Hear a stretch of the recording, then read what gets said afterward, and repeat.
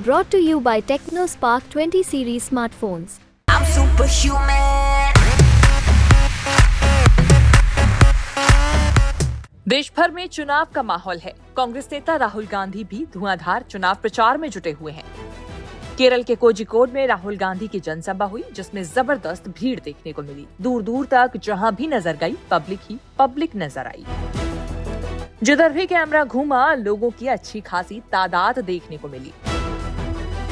तस्वीरों में आप देख रहे हैं, रात होने के बावजूद इतनी बड़ी संख्या में लोग देखने को मिल रहे हैं। बिजली की रोशनी में लोग मन लगाकर राहुल गांधी का भाषण सुनते हुए नजर आए। रात में भीड़ वाला इस तरह का नजारा इस दौरान किसी भी रैली में कम ही देखने को मिला। इस रैली से ठीक पहले राहुल गांधी ने पीएम मोदी के सबसे ताजा इंटरव्यू में इलेक्टोरल बॉन्ड पर दिए गए बयान के जवाब में पलटवार किया।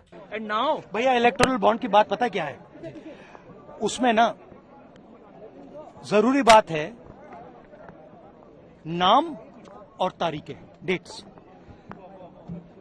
अगर आप नाम और तारीख को देखोगे तो आपको पता लगेगा कि जब उन लोगों ने इलेक्टोरल बॉन्ड दिया है, उसी के एकदम बाद उनको या तो कॉन्ट्रैक्ट मिला है या फिर जो सीबीआई का उन पर इंक्वायरी हो रही थी वो हटाई गई है। तो ये प्रधानमंत्री पकड़े गए हैं, इसीलिए ये एएनआई को इंटरव्यू दे रहे हैं। मैं बता रहा हूं, सुनो, ये पकड़े गए हैं। ये दुनिया का सबसे बड़ा एक्सटॉर्शन स्कीम है और इसके मास्टरमाइंड नरेंद्र मोदी जी हैं। अगर आप उनकी आंखों में देखें, मैंने देखा नहीं है, मगर अगर आप उनके एएनआई के इंटरव्यू में उनकी आंखों में देखेंगे तो आपको वो झलक दिख जाएगी। सर वो ये कह रहे हैं कि जो लोग आज इसका विरोध कर रहे हैं ना, वो कहेंगे बाद में पछताएंगे इस स्कीम के लिए। नहीं, विरोध की बात नहीं है। देखिए, आप प्रधानमंत्री से कहिए कि वो ये समझा दें कि एक दिन सीबीआई की इंक्वायरी शुरू होती है, उसी के एकदम बाद उनको पैसा मिलता है और उसी के एकदम बाद सीबीआई इंक्वायरी बंद हो जाती है। पहले ये समझाएं। दूसरी बात, बड़ा कॉन्ट्रैक्ट, हजारों करोड़ रुपए का कॉन्ट्रैक्ट, इंफ्रास्ट्रक्चर का कॉन्ट्रैक्ट, ठीक है, कंपनी पैसा देती है, उसके एकदम बाद उनको कॉन्ट्रैक्ट मिलता है। यह भी प्रधानमंत्री समझा दें। देखिए, सच्चाई है कि एक्सटॉर्शन है और नरेंद्र मोदी जी ने ये पूरा मास्टरमाइंड किया है। Thank you. पीएम मोदी ने अपने ताजा टीवी इंटरव्यू में इलेक्टोरल बॉन्ड पर क्या कहा, वो भी सुन लीजिए। पहली बात है कि हमारे देश में लंबे अरसे से चर्चा चली है कि चुनावों में काला धन एक बहुत बड़ा खतरनाक खेल हो रहा है।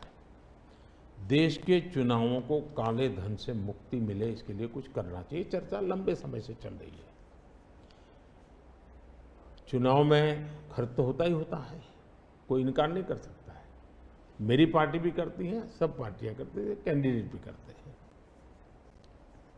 और पैसे लोगों से लेने पड़ते हैं, सब पार्टियां लेती हैं।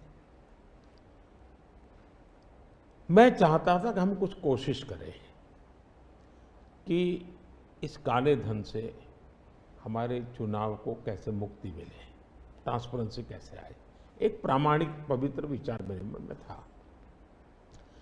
रास्ते खोज रहे थे, एक छोटा सा रास्ता मिला, वही पूर्ण है। वैसे हमने उस समय भी क्लेम नहीं किया था, पार्लियामेंट में डिबेट में सबने उसको सराहा भी था। आज जो लोग उलट पुलट बोल रहे हैं, उन्होंने सराहा था। पार्लियामेंट डिबेट देख लीजिए। हमने कैसे कैसे काम किया, जैसे 1000 और 2000 के नोट खत्म कर दिए। चुनाव में वही बड़े बड़ी मात्रा में ट्रैवलिंग करते हैं, क्यों कि ये काला धन खत्म हो। हमने, सुप्रीम कोर्ट ने कहा था कि 20,000 रुपये तक पॉलिटिकल पार्टियां कैश ले सकती हैं।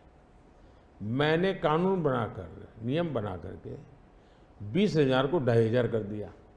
क्यों? क्योंकि मैं नहीं चाहता था कि ये कैश वाला कारोबार चले। फिर मैंने कहा है कि इलेक्टोरल बॉन्ड, कि जो पार्टी अपना सीक्रेसी मेंटेन करना चाहती है। होता था क्या, जैसे हम पहले बीजेपी में चेक से पैसा लेंगे ये तय किया, तो सब व्यापारी लोग हमें आकर के कहें, साहब हम चेक से दे ही नहीं सकते। हम कहा क्यों नहीं दे सकते? बोले हम चेक से देंगे तो हमें लिखना पड़ेगा, हम लिखेंगे तो जो सरकार है वो देखेगी कि ये विपक्ष को इतना पैसा दिया, तो हमें तो वो परेशान करेंगे। तो बोले हम तो पैसे देने के लिए तैयार है लेकिन चेक से नहीं देंगे। तो मुझे याद है हमारे 90 के दशक में जो चुनाव में हमको बड़ी दिक्कत आई थी, पैसे नहीं थे हमारे पास, और हम नियम लगा के बैठे थे कि हम चेक से लेंगे। देने वाले देने को तैयार थे, चेक से देने की इनकी हिम्मत नहीं थी। तो ये सारी चीज़ों का मुझे पता था। तो मैंने कहा भाई, तो हमने कहा भाई ऐसा है, अब देखिए इलेक्टोरल बॉन्ड न होते तो किस व्यवस्था में ताकत है वो ढूंढ के निकालते कि पैसा कहाँ से आया और कहाँ गया। ये तो इलेक्टोरल बॉन्ड की सक्सेस स्टोरी है कि इलेक्टोरल बॉन्ड थे तो आपको ट्रेल मिल रहा है मनी का कि किस कंपनी ने दिया, कैसे दिया, कहाँ दिया। अब उसमें अच्छा हुआ बुरा हुआ वो विवाद का विषय हो सकता है, इसकी चर्चा हो। मुझे जो चिंता है वो, मैं ये कभी नहीं कहता हूँ निर्णय में कोई कमी नहीं होती है, निर्णय तो चर्चा कर सीखते हैं, सुधारते हैं, इसमें भी सुधार के लिए बहुत संभावना है। लेकिन आज हम पूरी तरह काले धन की तरफ देश को धकेल दिया है, और इसलिए मैं कहता हूँ सब लोग पछताएंगे जब बाद में ईमानदारी से सोचेंगे, सब लोग पछताएंगे। अब देखिए इलेक्टोरल बॉन्ड का भी विशेषता थी, कैसा झूठ चल रहा है। कुल देश में 3000 कंपनियों ने इलेक्टोरल बॉन्ड दिए हैं, उसमें 3000 में 26 कंपनियां ऐसी हैं जिन पर कार्रवाई हुई है। ये कहते हैं ना ईडी वीडी टिकना फला, 3000 डोनर है उसमें सिर्फ 26, और उनमें से 16 कंपनियां ऐसी थी छापा जब लगा उस समय बॉन्ड खरीदा।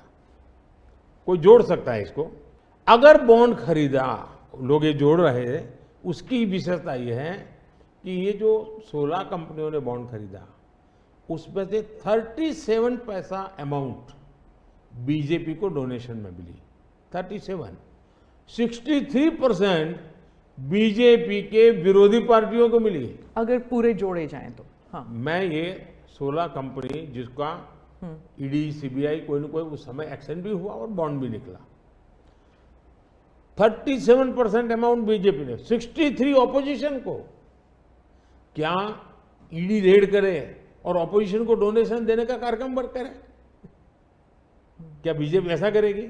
इसका मतलब कि 63% पैसा विपक्ष के पास जाए और आप आरोप हम पर लगाएं, लेकिन उनको गोलमोल बोलना है और भाग जाना है।